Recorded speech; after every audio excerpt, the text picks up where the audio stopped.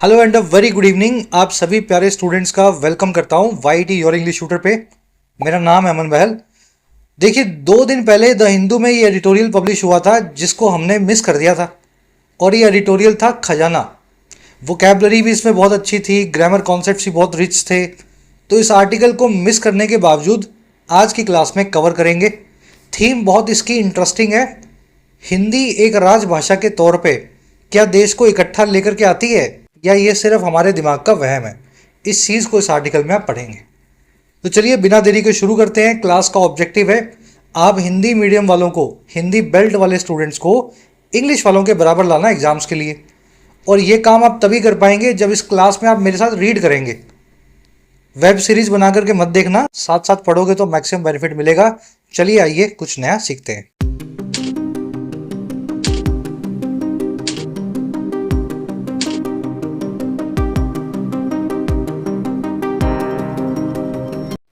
कह रहा है जी लैंग्वेज ऑफ यूनिटी। यूनिटी क्या होती है? यूनिटी का मतलब होता है एकता, और लैंग्वेज यानी भाषा। कह रहा है एक भाषा है, शायद हमें लगता है वो यूनिटी या एकता ले आएगी पूरे देश में। हर आदमी हिंदी बोले पढ़े लिखे तो शायद देश एक हो जाएगा।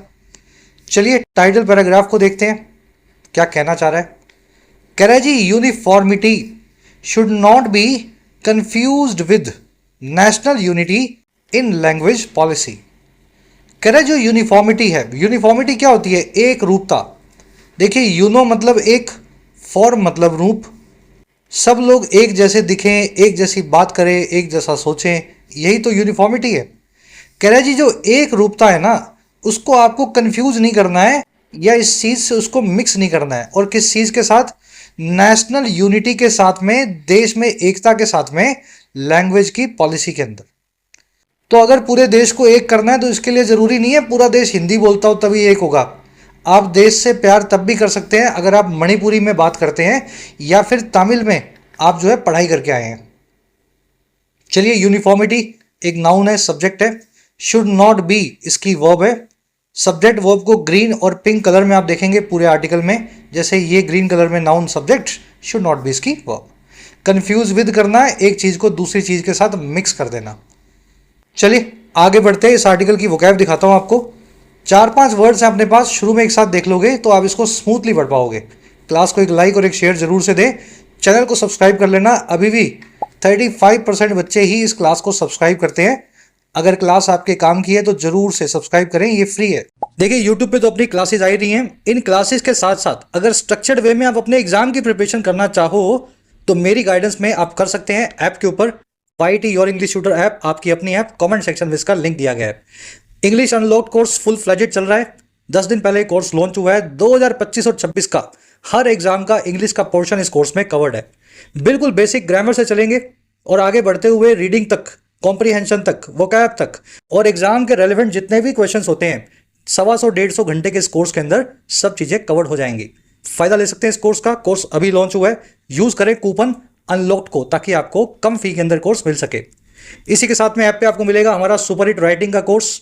इस कोर्स में आपको लिखना सिखाया जाता है 50 घंटे में। सिर्फ काम की बात होती है 50 से 60 घंटे के अंदर किसी भी एग्जाम का राइटिंग का पोर्शन, डिस्क्रिप्टिव का पोर्शन आप यहाँ पे कवर कर सकते हैं। इस कोर्स के साथ साथ आपको मिशन यूपीएससी कोर्स मिलेगा। सिविल सेवाओं के लिए अगर आप माइग्रेशन करना चाहें हिंदी से इंग्लिश में, ऐसे राइटिंग के लिए, प्रेसी के लिए, सी सेट के लिए, तो इस कोर्स की मदद से आप खुद को माइग्रेट कर सकते हैं टू इंग्लिश लैंग्वेज। कोई भी क्वेरी हो ऐप से रिलेटेड, ये नंबर है व्हाट्सएप का, इस नंबर पे आप टीम से बात कर सकते हैं। ऐप का लिंक कमेंट सेक्शन में गिवन है। चलिए ये अपनी वोकैब शीट है। वोकैब बहुत अच्छी है और ढेर सारी है, ठीक है, डिटेल में करेंगे। थोड़ा कर देता हूं इसको जूम इन। पहला वर्ड है अपने पास ओवरवेल्म। देखिए ओवर का मतलब होता है ज्यादा, जरूरत से ज्यादा, इन एक्सेस। और वेल्म का मतलब होता है बर्डन करना, या किसी चीज को बोझ के तले जो है ढकना, है ना, बर्डन में डालना। इस वर्ड के बहुत सारे मीनिंग्स हैं। देखिए अगर आप अचानक से बहुत ज़्यादा इमोशंस में आ जाएं तो भी आप ओवरवेल्म्ड होते हैं। अगर आपके शहर में बहुत सारा पानी आ जाए, बाढ़ आ जाए, तो शहर भी ओवरवेल्म्ड हो जाएगा। अगर ऑफिस में आपको ढेर सारा वर्क मिले, पढ़ाई में बहुत सारा सिलेबस मिले, तब भी आप ओवरवेल्म होंगे। तो ये वर्ड कई जगह काम करता है है ना। अचानक से आप इमोशनल हो गए, अचानक से बहुत सारा काम आ गया, अचानक से कहीं पानी आ गया, हर जगह आप ओवरवेल्म होता हुआ चीज़ों को देखेंगे। चलिए हर तरीके से इस वर्ड को यूज भी करके देखेंगे। At year ending bank employees are overwhelmed with work. साल के अंत में बैंक के जो एम्प्लॉयज होते हैं बेचारे, वो बोझ तले दबे होते हैं या बोझिल होते हैं, ओवरवेल्म्ड होते हैं वर्क से या काम से। The sudden downpour overwhelmed the entire city.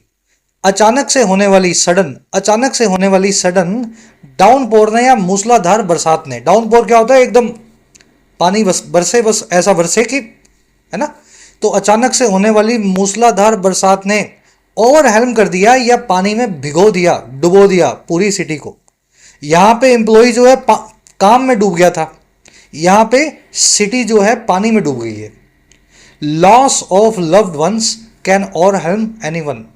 Loved ones का जो लॉस है, आपके प्यारे लोगों की जो मौत है, किसी की डेथ है, वो आपको ओवरवेल्म कर सकती है, इमोशन से सराबोर कर सकती है ना। एनीवन, किसी को भी कर सकती है। तो यहां पे आप इमोशंस के नीचे दबे होंगे।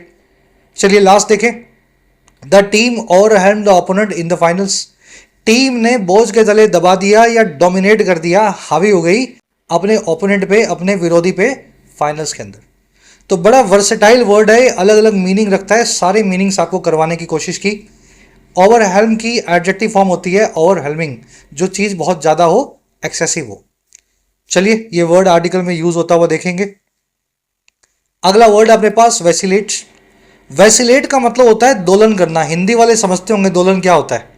घड़ी का पेंडुलम होता है ना, लेफ्ट और राइट कैसे जाता है, ऐसे ऐसे ऐसे ऐसे, इसको बोलते हैं वैसिलेट करना।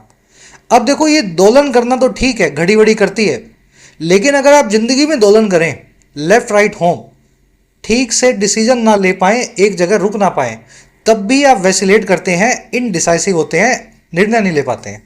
तो दोनों ही तरीके से वैसिलेट नाम की वर्ब यूज होगी। The longer you vacillate the less time you will have to do anything worthwhile. जितना ज़्यादा आप वैसिलेट करेंगे, इधर उधर दिमाग चलाएंगे या निर्णय नहीं लेंगे, और उतना ही कम आपके पास वक्त होगा और किस काम को करने का, किसी भी चीज़ को करने का जो वर्थवाइल हो, जो करने के लायक हो। वर्थवाइल मतलब कोई ऐसी चीज़ जिस पे आप वक्त बिता सकें और वो वक्त बिताने के लायक हो, आपको कुछ फ़ायदा दे। चलिए थोड़ा कॉम्प्लिकेटेड वर्ड है। वैसिलेट को ऑसिलेट भी बोलते हैं, अंडुलेट भी बोलते हैं, वेवर फ्लक्चुएट इसका सिनोनिम है। वैसिलेशन इसकी नाउन फॉर्म है। आपकी इनडिसाइसिवनेस, आपके निर्णय ना ले पाने की जो है हालत कहलाती है वैसिलेशन।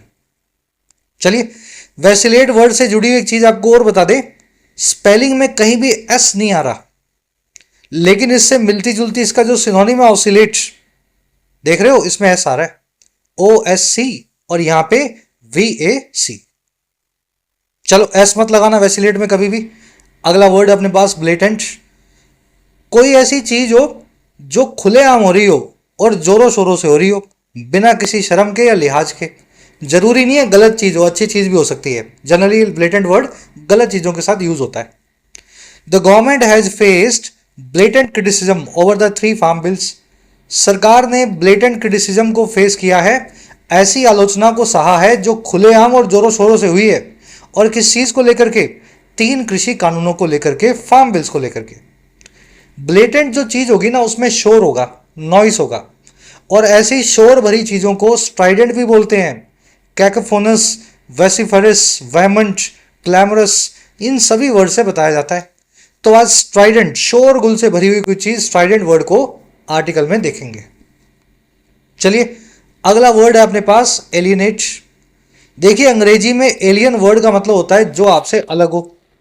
वैसे तो जो मार्स से, मंगल ग्रह से आ जाए कहीं से, किसी और गैलेक्सी से, वो भी एलियन ही है हमारे लिए तो। लेकिन अगर आप इंडियन हैं और आपने कोई अफ्रीकन देख लिया या कोई अंग्रेज देख लिया आपने, गोरा है ना, यूरोपियन, तो आप उनके लिए एलियन है, वो भी आपके लिए एलियन है, क्योंकि आपकी रेस, रिलीजन, लैंग्वेज सबसे वो अलग है। तो एलियन वर्ड को ऐसे याद रखना, अपने से अलग। तो यहीं से वर्ब बनाई गई है एलिनेट। एलिनेट करना यानी किसी को अपने से अलग कर देना, किसी से नाता तोड़ लेना, उसको एक स्ट्रेंजर बना लेना। समझ पा रहे हो? इसीलिए इसका एक सिनोनिम भी अंग्रेजी में स्ट्रेंज, किसी आदमी को अजनबी बना देना, स्ट्रेंजर बना देना, नाते तोड़ लेना। Disagreements can एलिनेट teenagers from their families. Disagreement जो हैं, मतभेद जो हैं, एलिनेट कर सकते हैं या फूट डाल सकते हैं, दूरी बना सकते हैं टीनेजर्स की अपने परिवारों से। चलिए, स्ट्रेंज और एलिनेट एक दूसरे के सिनोनिम है और इनका एक बहुत अच्छा एंटोनिम है। एंटोनिम समझते हैं ना, उल्टा एंटोनिम है स्पाउस। देखिए यहां पे स्पाउस बनाया आपने किसी को। स्पाउस कौन होता है? आपका पार्टनर, आपका हस्बैंड, आपकी वाइफ, है ना। तो अगर किसी को स्पाउस बना रहे हैं यानी उसको अपना रहे हैं। तो इसी तरीके से किसी आइडिया को, किसी विचार को, किसी इंसान को अगर आप गले लगा लें, अपना बना लें, चाहे उससे शादी ना भी करें तब भी आप उसको स्पाउस करेंगे। चलिए, ये वर्ड मैं इसलिए डिटेल में समझा रहा हूं, याद रख सको आप, नहीं तो डिक्शनरी रखिए, सारे वर्ड्स के मीनिंग मिल जाएंगे आपको। लास्ट वर्ड है अपने पास कॉनंड्रम। अब ये ड्रम व्रम से कोई कनेक्शन नहीं रखता, इसको आपको याद ही करना पड़ेगा। बड़ा अच्छा वन वर्ड है। मुर्गी पहले आई या अंडा पहले आया? मैं सवाल नहीं पूछ रहा हूं आपसे, कॉनंड्रम बता रहा हूं। ऐसी पहेलियां जिनका सवाल का जवाब ढूंढे ना मिले, उनको अंग्रेजी में बोलते हैं कॉनंड्रम। और ऐसी पहेलियों के लिए बहुत सारे हमारे पास दूसरे भी वर्ड्स हैं, जैसे रिडल, मिस्ट्री, एनिग्मा, और लास्ट वर्ड है पैराडॉक्स। पैराडॉक्स थोड़ा सा अलग है। पैराडॉक्स का मतलब होता है विरोधाभास। जैसे आप बहुत किसी अच्छे और रिच फैमिली से आते हैं, रिच बैकग्राउंड के हैं, लेकिन आप साइकिल चलाते हैं, तो ये आपके लाइफस्टाइल का एक पैराडॉक्स है। या आप किसी बहुत पढ़े लिखे परिवार से आते हैं लेकिन आपके नंबर आते हैं 100 में से 30, है ना। तो ये भी एक पैराडॉक्स है, विरोधाभास है ना आपकी सिचुएशन में। तो इसको आप इस वर्ड से कनेक्ट करके रखना, पैराडॉक्स से। आयरनी भी बोलते हैं इसको, ये वर्ड आर्टिकल में आप देखेंगे। Aarushi murder case is still a conundrum for the intelligence agencies. Aarushi का जो मर्डर केस था वो आज भी एक पहेली है हमारी जांच एजेंसियों के लिए या इंटेलिजेंस एजेंसीज के लिए। चलिए, इस आर्टिकल की एक समरी आपको दें। समरी अगर आपको समझनी है तो हिंदी बेल्ट का स्टूडेंट होने की वजह से एक सिचुएशन इमेजिन करो। हमारी सबकी मातृभाषा है हिंदी, हम हिंदी बोल करके बड़े हुए हैं। लेकिन अगर सरकार कुछ ऐसा रूल बना दे आज, डायरेक्टली नहीं इनडायरेक्टली, कि आपके घर के बच्चों को अगर स्कूल में पढ़ना है तो उनको कश्मीरी सीखनी पड़ेगी या उनको मणिपुरी जो है उसमें लिखना आना चाहिए, तो इससे क्या होगा? हम सभी लोगों में असंतोष आएगा। हम हिंदी बोलने वाले लोग हैं, हमें क्यों सीखनी है कश्मीरी, है ना। हम में से ऐसा लोग, काफ़ी लोग ऐसा सोच सकते हैं। और ऐसा ही कुछ हो रहा है भारत की 60% आबादी में, जो हिंदी नहीं बोलती और हिंदी से आइडेंटिफाई नहीं करती। ये जो नीचे का सदर्न इंडिया है, जो ईस्टर्न इंडिया है, जहाँ मणिपुरी और लोग, है ना, तेलुगु बोलते हैं आंध्रा में, या फिर तमिल बोलते हैं, जो लोग हिंदी से अपने आप को जोड़ करके नहीं देखते हैं, जिनके कल्चर का पार्ट नहीं है, नई एजुकेशन पॉलिसी में उन पे जो दबाव बना है हिंदी बोलने का, उस चीज़ को इस आर्टिकल में समझाया गया है। और इस आर्टिकल में यह भी बताया गया है कि राष्ट्रभाषा को या मातृभाषा को आप देश की यूनिटी से कंपेयर ना करें। कोई भी आदमी कोई भी भाषा बोलता हो, देश से उतना ही प्यार कर सकता है। ठीक है, चलिए, आज की टोन है कॉशनरी और एडवाइजिंग। कॉशन कर रहा है, सरकार को चेता रहा है कि हिंदी के चक्कर में देश में परेशानियां और, है ना, इस तरह की असंतोष पैदा ना करे किया जाए। चलिए, फर्स्ट पैराग्राफ है, आराम से इसकी रीडिंग ले, इसका मीनिंग निकालो, फिर साथ में पढ़ेंगे मिलके।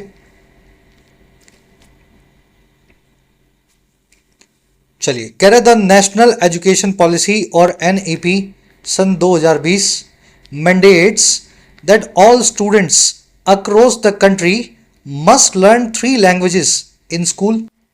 कह रहे जो नई एजुकेशन पॉलिसी है, जिसका नाम है न्यू एजुकेशन पॉलिसी या नेशनल एजुकेशन पॉलिसी 2020 में जो आई थी, ये इस चीज़ को मैंडेट करती है।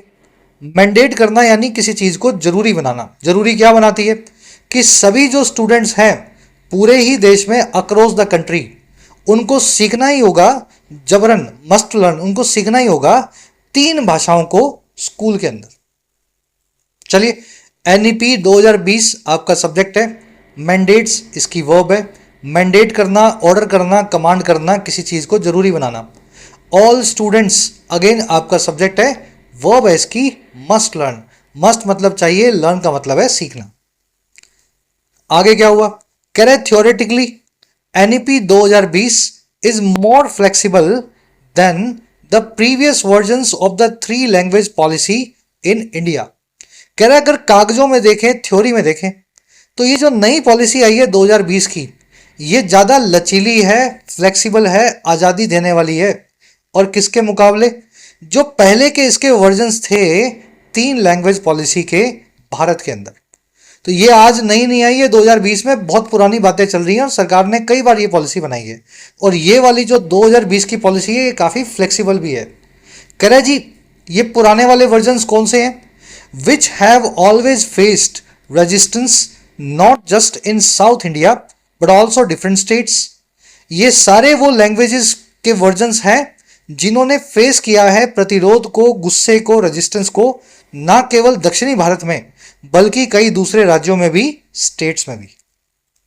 चलिए थ्योरेटिकली मतलब क्या मतलब है इसका? ऑन पेपर सेंटेंस एडवर्ब है, पूरे सेंटेंस को मॉडिफाई कर रही है। ऑन पेपर ऐसा होता है।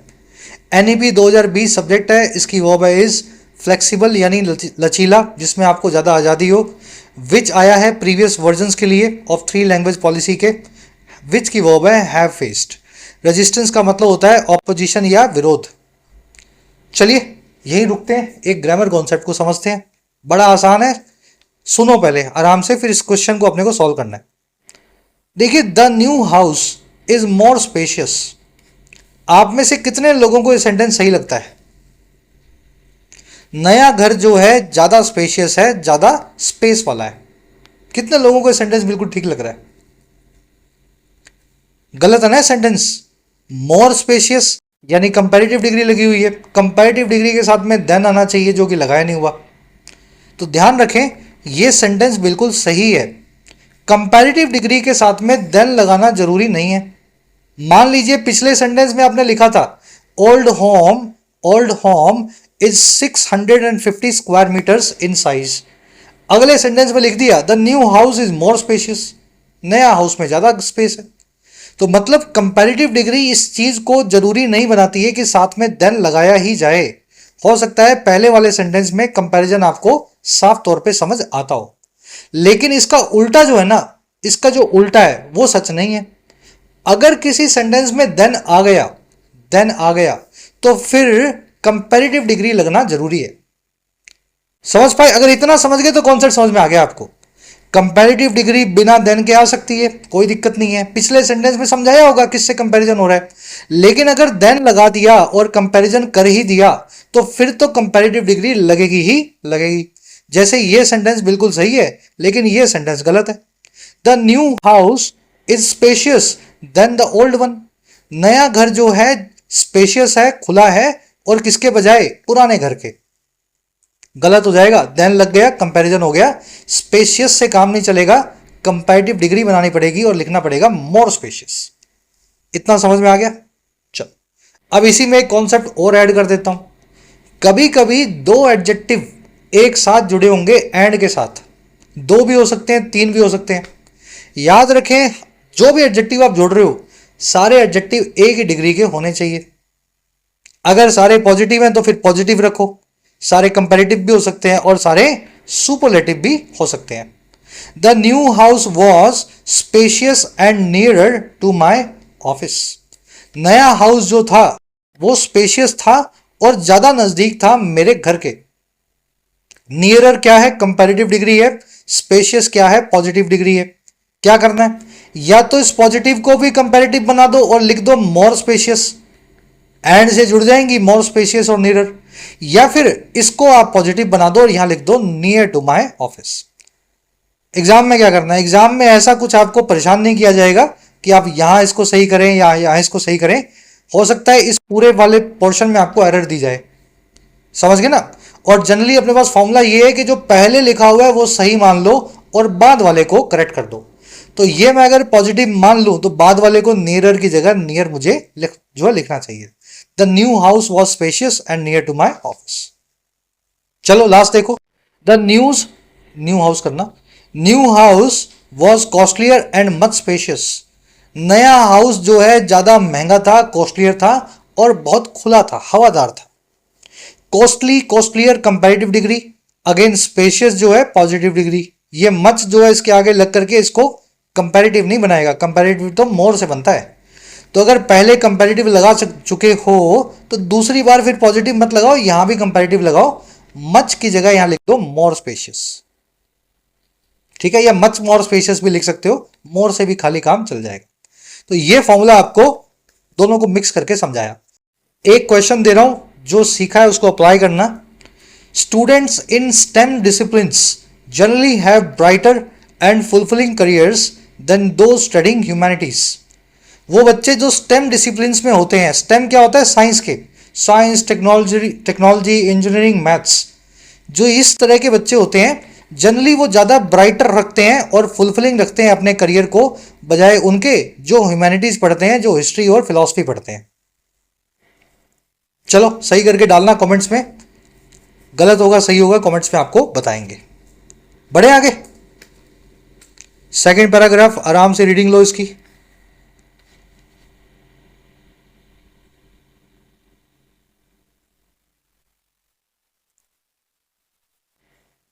चलिए, कह रहा है Hindi is only one of the many Indian languages and states are free to choose any two languages and one foreign language in the mix of three.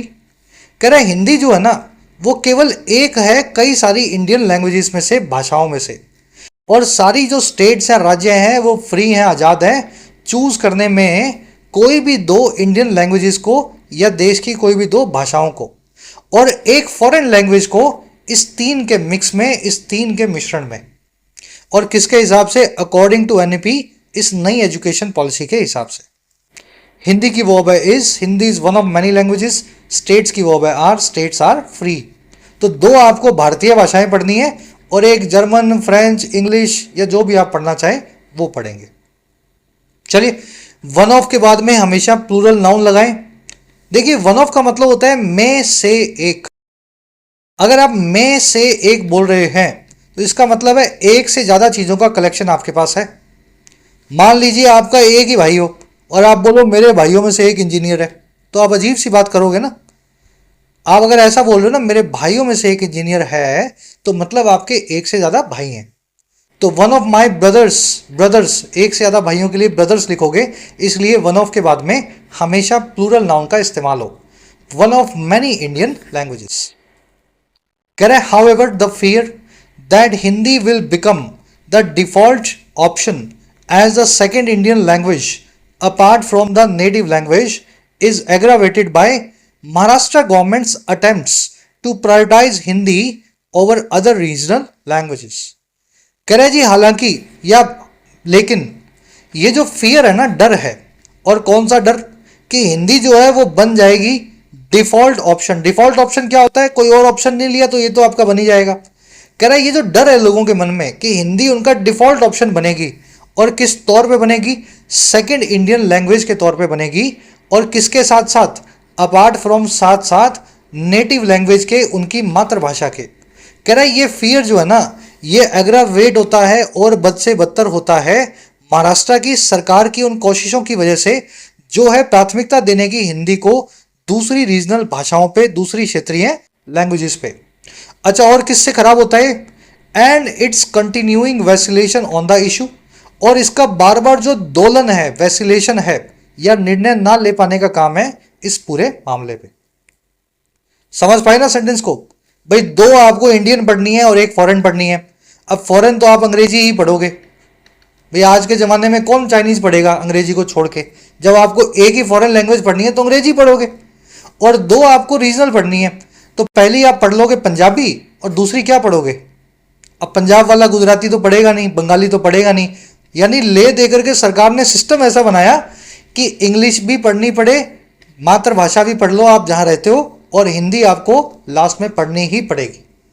तो ये फियर जो है ना महाराष्ट्र के अंदर, इसके ऊपर बड़ा विवाद हो गया। चलिए, फियर सब्जेक्ट है, इज एग्रावेटेड इसकी वर्ब है, एग्रावेट होना, चीज़ों का बद से बदतर होना, वर्सन होना। इंडियन लैंग्वेज की वर्ब है, कोई वर्ब नहीं है, ठीक है। लैंग्वेज यहाँ पे सेंटेंस नहीं है, सेंटेंस का सब्जेक्ट नहीं है, सब्जेक्ट है यहाँ पे हिंदी, हिंदी की वर्ब है become. Fear is aggravated and fear is that Hindi will become the default language. Apart from का मतलब होता है साथ ही साथ, इसको बिसाइड्स भी लिख सकते हैं। चलिए, वैसिलेशन आप देख चुके हैं, किसी मामले पे वेवर करना, दोलन करना या निर्णय ना ले पाना। कह रहे the state has now withdrawn it's decision that Hindi will generally be taught until class 5। कह रहे अब ये स्टेट भी बैकफुट पे आ गया महाराष्ट्र, इसने विड्रॉ कर लिया है अपने फैसले को, इस डिसीजन को, कि हिंदी जो है वो आम तौर पे पढ़ाई जाएगी 5वीं कक्षा तक अंटिल क्लास 5। और कैसे पढ़ाई जाएगी? सेकंड इंडियन लैंग्वेज के तौर पे। और ये कब हुआ? महाराष्ट्र गवर्नमेंट ने कब ये बैकफुट लिया?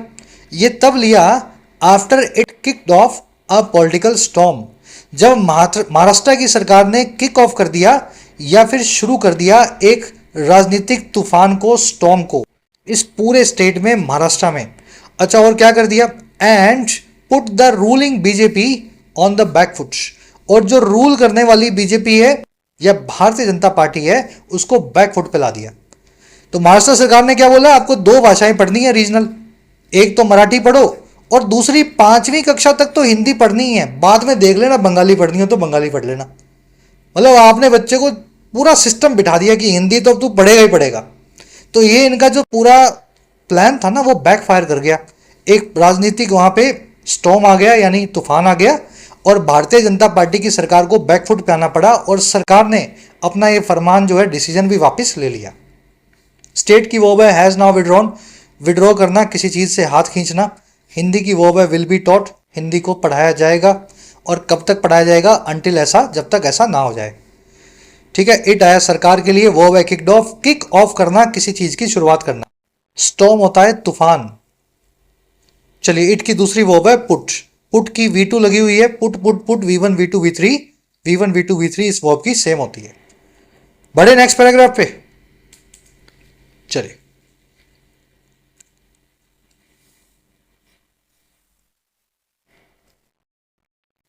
कह रहा है a committee headed by doctor Narendra Yadav will now deliberate with all stakeholders on the relevance of 3 language policy.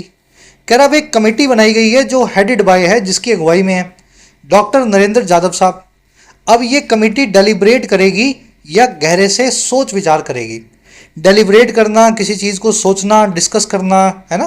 तो ये बहुत गहरे से विचार विमर्श करेगी सभी भागीदारों के साथ में, स्टेक होल्डर्स के साथ में, रेलेवेंस को लेकर के, अप्रोप्रिएटनेस को लेकर के, प्रासंगिकता को लेकर के, इस 3 लैंग्वेज पॉलिसी की।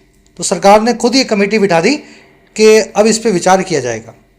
कमेटी की वर्ब है विल नाउ डेलिब्रेट, डेलिब्रेट करना, बातचीत करना। स्टेक होल्डर्स मतलब किसी मामले से जुड़े हुए सभी पार्टियां। रेलेवेंस होती है किसी चीज़ की प्रासंगिकता, कितनी वो जायज़ है। हेडेड यहाँ पे वर्ब की थर्ड फॉर्म एडजेक्टिव है। ये वो कमेटी है जिसकी अगुवाई में है, जिसके हेड बने हुए हैं डॉक्टर यादव। कह रहे chief minister Fadnavis has said that the government would accept its recommendation. Maharashtra के जो सीएम है फडणवीस साहब, वो भी ये कह चुके हैं कि सरकार जो है वो मान लेगी जो भी इस कमेटी का डिसीजन होगा, रिकमेंडेशन होगा। कह रहे this change of heart comes after strange cousins Thackeray and Raj Thackeray, Uddhav Thackeray and Raj Thackeray, legatees of a strident version of Marathi prides that often turned into violent xenophobia, came together to oppose what they see as imposition of Hindi। कह रहा है ये जो change of heart आया, heart यानी दिल, change यानी बदलाव, हिंदी में बोलते हैं हृदय परिवर्तन। कह रहे महाराष्ट्र सरकार का जो हृदय परिवर्तन आया ना, कह रहे ये आता है इस घटना के बाद। और किस घटना के बाद? घटना ये है कि जो स्ट्रेंज कजिन्स हैं, कजिन समझते हैं चचेरे भाई, स्ट्रेंज यानी नाता तोड़ चुके। कह रहे जब नाता टूटे हुए कजिन्स जो थे, चचेरे भाई जो थे, उद्धव ठाकरे और राज ठाकरे, और दोनों जो लिगेटीज भी हैं, लिगेटीज का मतलब होता है वारिस, और वारिस किसके हैं? एक बहुत ही जोर शोर से होने वाले या शोरगुल से होने वाले उस वर्जन के या रूप के जो है मराठी प्राइड का, और जो अक्सर टर्न इनटू भी हो जाता है या बदल भी जाता था हिंसक जीनोफोबिया में, या हिंसा के साथ में लोगों पे, बाहर से आने वाले लोगों से अटैक पे। लंबा सेंटेंस है। कह रहा है ये चेंज ऑफ हार्ट तब आया जब ये नाता तोड़े हुए दोनों कजिन्स जो हैं, जो इस तरह के काम महाराष्ट्र में करते हैं, कह रहा है ये केम टुगेदर कर गए, ये नाता जोड़ बैठे, दोनों एक साथ हो गए। और क्यों हो गए? अपोज करने के लिए बीजेपी को, और अपोज उस चीज़ को करना था जिसको वो देखते हैं एक जबरन लगाए जाने का काम हिंदी का महाराष्ट्र में। चलिए, तो इसके बाद जो है फडणवीस सरकार को लगा कि मामला खराब हो रहा है, विरोधी पार्टियां एक साथ हाथ मिला रही हैं हमारे इस डिसीजन के सामने। चेंज ऑफ हार्ट की वो है कम्स इस्ट्रेंज्ड, याद है ना, जो आपके लिए एलिनेटेड हो, जो आपसे नाता तोड़ चुका हो। तो ये दोनों आपसे आजकल बातचीत खत्म हो गई इनकी, है ना, राज ठाकरे उद्धव ठाकरे की। लिगेटीज का मतलब होता है जो लीगल एयर हो, जो वारिस हो, इनहेरिटर हो। और ये वारिस किसके हैं? बाबा साहब ठाकरे, जो उनकी लेगेसी थी उसी के। और उस लेगेसी में आपने बहुत देखा होगा कि शोरगुल के साथ में मराठा प्राइड दिखाया जाता था, जो अक्सर वायलेंट जीनोफोबिया में भी बदल जाता था। जीनोफोबिया होता है बाहर से आने वाले लोगों से नफरत, वायलेंट होता है हिंसक। बड़े आगे स्ट्रेंड कजिन्स की वो है केम टुगेदर। चलिए, कह रहे जी evidently the language issue is uniting political rivals against the BJP. जाहिर तौर पे ये भाषा का मुद्दा यूनाइट कर रहा है या जोड़ रहा है सियासी राइवल्स को, बीजेपी के खिलाफ एकजुट करता है। लैंग्वेज इशू की वो है यूनाइटिंग, यूनाइट का मतलब होता है एक साथ लाना, राइवल होता है आपका प्रतिद्वंदी, कॉम्पिटिटर।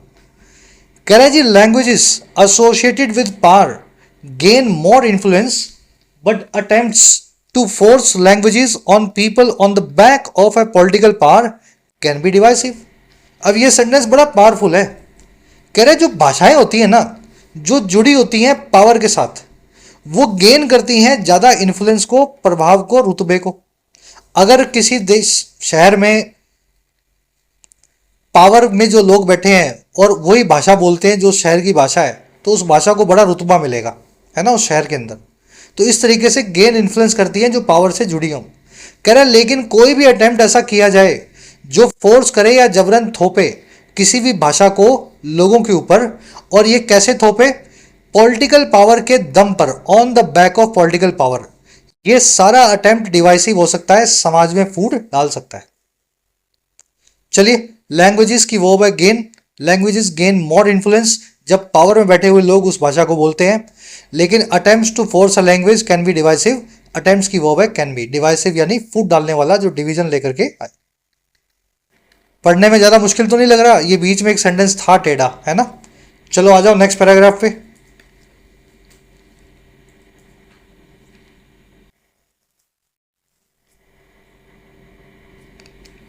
कह रहा है the paradox is that the BJP sees the three language policy as a question of national pride and unity.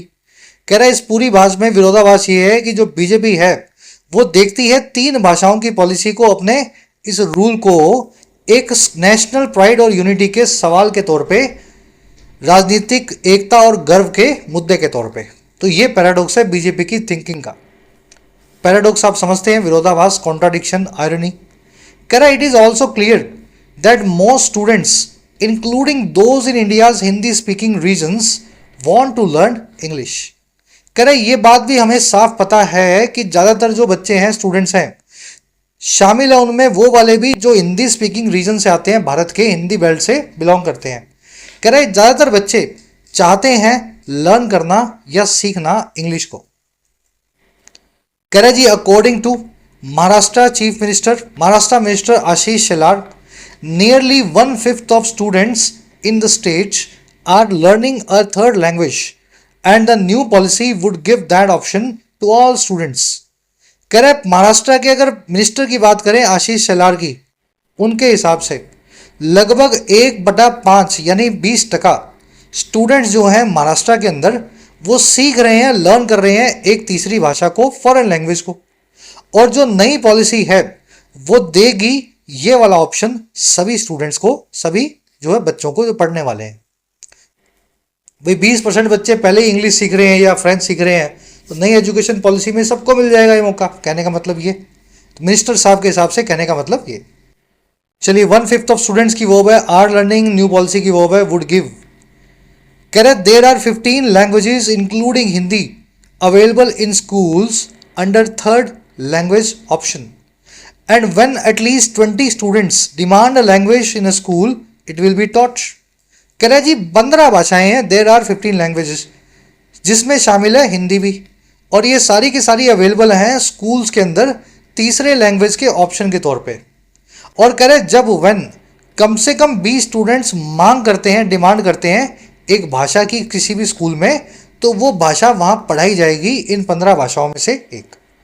तो आपको अगर डोगरी सीखनी है, पाली लैंग्वेज सीखनी है, मैथिली सीखनी है, तो 20 बच्चे आपके स्कूल में होने चाहिए जो बोले हाँ हमें भी सिखाओ। तो आपके स्कूल को वो मैथिली की क्लास आपको पढ़ानी पड़ेगी, कहने का मतलब ये। चलिए, 15 लैंग्वेजेस की वर्ब है आर, स्टूडेंट्स की वर्ब है डिमांड, इट की वर्ब है विल बी टॉट। एक ग्रामर कॉन्सेप्ट और समझा देते हैं फटाफट, आपको अलग से लिख नहीं रहा हूं, वैसे ही बता देता हूं। देखिए 1/5 है यानी 1/5, 1/5। 2/5 को क्या लिखेंगे 2/5, 3/5 को क्या लिखेंगे 3/5। सीखना आपको ये है कि अगर ऊपर न्यूमरेटर में एक की जगह पे 2, 3 या 4 हो, तो आप जब भी उसको वर्ड्स में लिखेंगे उस रेशो को, आपको उसको प्लूरल बनाना है। अ फिफ्थ या 1/5 ठीक है, लेकिन यहाँ पे 5/5 लिखना हो, 5/5 तो नहीं होता, खैर मान लीजिए 6/5 लिखना हो, तो यहाँ पे 6/5 लिखना पड़ेगा। एक के अलावा ऊपर 2, 3, 4, 5, 6 कुछ भी आ जाए, 1000 आ जाए चाहे लाख आ जाए, रेशो हमेशा प्लूरल होता है अगर आगे एक ना हो। दूसरी चीज आपको यह सीखनी है कि रेशो की खुद की कोई वर्ब नहीं होती, या 1/5 की कोई वर्ब नहीं है। वर्ब है बाद में रखे हुए, ऑफ के बाद रखे हुए नाउन की। अगर ये नाउन प्लूरल है तो वर्ब प्लूरल, अगर ये सिंगुलर या अनकाउंटेबल है तो वर्ब सिंगुलर। तो ये दोनों कॉन्सेप्ट्स को मर्ज करके सीखना। बढ़े आगे, चल लास्ट पैराग्राफ है, फटाफट से रीडिंग दो इसको।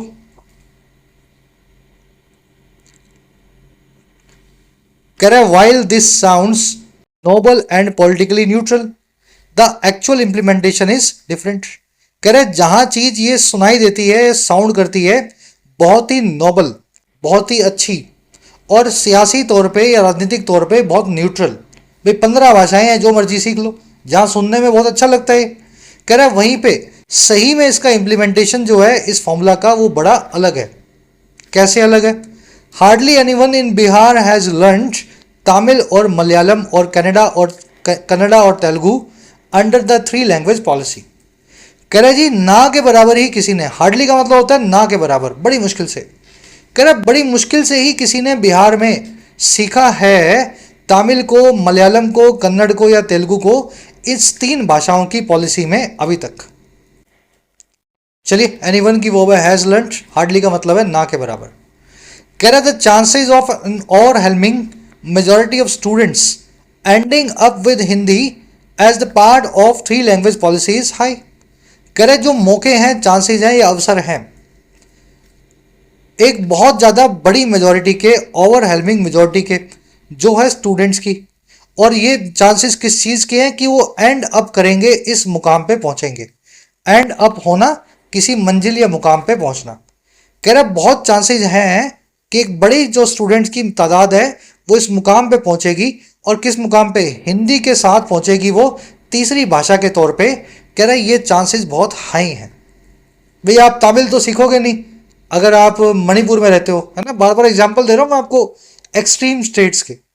कश्मीर में रहते हो तो आप तेलुगु तो सीखोगे नहीं, तो आपको हिंदी सीखनी पड़ेगी, तीसरी भाषा तो आपको सीखनी है। तो ये चांसेस सरकार ने इस तरीके से फिक्स किए हैं। चांसेस की वर्ब है इस, चांसेस की वर्ब टेक्निकली होनी चाहिए यहाँ पे आर। कह रहे नो स्टेट और school can offer a vast range of languages, और कह रहे कोई स्टेट और स्कूल ऑफर भी नहीं कर सकता एक बहुत बड़ी रेंज को भाषाओं की। 15 भाषाएं हर स्कूल में, हर स्टेट में पढ़ाई भी नहीं जा रही होंगी। कह रहे BJP must reassess its language policy taking into account the responses that are emerging from different parts of the country. कह रहे बीजेपी को फिर से पुनर्विचार करना होगा, रीअसेस करना होगा अपनी भाषा की पॉलिसी को, टेक इनटू अकाउंट करते हुए या अपनी कैलकुलेशन में लेते हुए उन सारे रिस्पॉन्सेज या प्रतिक्रियाओं को जो इमर्ज फ्रॉम हो रहे हैं या उभर करके आ रहे हैं अलग अलग हिस्सों से, डिफरेंट पार्ट से हमारे देश के। बीजेपी की वो है मस्ट रीअसेस, रीअसेस करना, फिर से पुनर्विचार करना, टेक इनटू अकाउंट करना, किसी चीज़ को अपने कैलकुलेशन में लेना। रिस्पॉन्सेज के लिए आया दैट, दैट की वो है आर इमर्जिंग, इमर्ज करना, किसी चीज़ का उभर करके आना।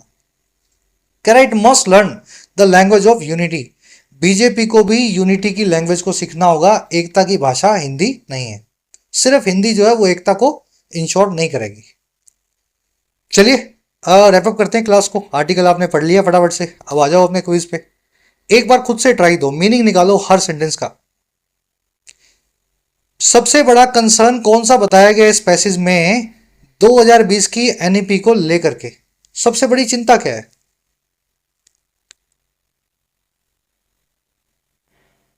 चिंता यही है कि एक मुखौटा है हिंदी को प्रमोट करने का। ये रिस्क करती है या जोखिम डालती है कि फेवर किया जाएगा हिंदी को हकीकत में या इन प्रैक्टिस, बावजूद इस पॉलिसी के क्लेम करने के, दावा ठोकने के लचीलेपन का, फ्लेक्सिबिलिटी का। देखने में लगता है कुछ भी पढ़ लो, कोई भी सीख लो भाषा, लेकिन ऑप्शन जब देखोगे तो गिने चुने बचेंगे और उसमें बचेगी हिंदी। तो ये सबसे बड़ा इसका क्रिटिसिज्म है। सेकंड सेंटेंस देखो, according to the author, why is it paradoxical that BJP views the language policy as promoting national unity? Article के ऑथर के हिसाब से ये चीज पैराडॉक्सिकल या फिर विरोधाभास से भरी हुई क्यों है कि बीजेपी जो है वो देखती है अपनी लैंग्वेज पॉलिसी को नेशनल यूनिटी को प्रमोट करने वाला। बीजेपी को क्यों लगता है कि हिंदी से देश एक हो जाएगा? इस चीज में क्या पैराडॉक्स है? इसमें यही पैराडॉक्स है कि अगर आप हिंदी बोलते हुए या पढ़ते हुए बड़े नहीं हुए हैं तो आपके ऊपर हिंदी थोपना यानी आपको देश से अलग करना है। आप सोच रहे हो हिंदी पढ़ा करके आपको देशभक्त बना देंगे, भारतीय बन जाओगे आप, है ना, देश से प्यार करोगे। यही तो पैराडॉक्स है। हो सकता है हिंदी थोपना ही आपको देश से अलग कर दे, because language imposition can actually lead to division. Hindi नहीं, कोई भी भाषा, भाई आपको कोई क्यों बताएगा कि आपको किस भाषा में पढ़ना जरूरी है? आप जो चाहो उस भाषा में पढ़ो, है ना। चलिए कुछ क्वेश्चंस हैं, कर लोगे खुद से सॉल्व। कॉलन ड्रम क्या होता है? एक वन वर्ड पूछा है आपसे। स्ट्रेंज का एंटोनिम पूछा है, सिनोनिम नहीं, एंटोनिम। और किसी चीज को लेकर के जब आप इधर उधर रहते हो, अनडिसाइसिव होते हो, तो ये जो काम होता है इसको करने को क्या बोलते हैं? एनिग्मा, वैसिलेट या ब्लेटेंट। कुछ क्वेश्चंस आपको दिए हैं, मतलब वर्ड्स दिए हैं, पांच वर्ड्स में से आपको इन दो वर्ड्स में, दो ब्लैंक्स में एक एक वर्ड को फिट करना है। छोटा सा क्लोज टेस्ट है, पांचों वर्ड के मीनिंग निकालो, 6वें 7वें में इनको फिट करो। आंसर्स फर्स्ट कमेंट में मैंने डाल दिए हैं, अपने आंसर से मेरे को मैच कर लेना। वीडियो के नीचे जाओ, आपको अपने आंसर्स मिलेंगे, है ना। लास्ट में 3 क्वेश्चंस मिलेंगे एरर के। पहला क्वेश्चन मिलेगा इस हैंड कंजंक्शन की वजह से, दूसरा आपको मिल सकता है इस रेशो के आसपास, और तीसरा मिल सकता है इस वर्ब की वजह से। सभी के आंसर्स अगेन वीडियो के नीचे फर्स्ट कमेंट में रखे हुए हैं, यूट्यूब में ही चेक करो, 3 से लेकर के 10 नंबर तक, और फिर बताना 10 में से कितने नंबर मिले, 2, 5 या 10 के 10। कल की क्लास में आपसे मुलाकात होगी। खुश रहें, मुस्कुराते रहें, पढ़ते रहें, जिंदगी में आगे बढ़े। Signing out. और हाँ, ऐप को जरूर डाउनलोड कर लें, कमेंट सेक्शन में ऐप का लिंक दिया गया है। जो भी कोर्स आपकी नीड है, अफोर्डेबल प्राइस में आप अपने एग्जाम को प्रिपेयर कर सकते हैं, एसएससी, बैंकिंग, यूपीएससी या स्टेट पीएससी एग्जाम को। ये टीम का नंबर है, इस पर व्हाट्सएप करके आप टीम से बात भी कर सकते हैं अगर आपकी कुछ क्वेरीज हो।